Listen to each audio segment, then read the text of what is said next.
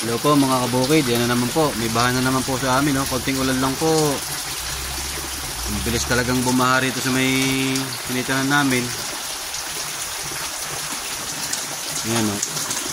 Yan po yung tinatawag na dahil po sa kalikasan. Dahil po rito sa Korea, halos lahat ng mga puno dito nagpuputol. Pero tinatanaman ho naman ng bago. Kaya lang, yung mga drainage nagbabara dahil din sa mga basura. Marami ding basura dito sa Korea.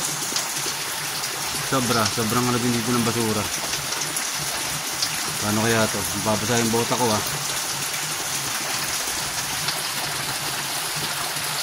Tignan nyo mga kabukid yung kulay chocolate ng tubig Ayan Ayan Dito ako sa bintana ng kwarto ko Ayan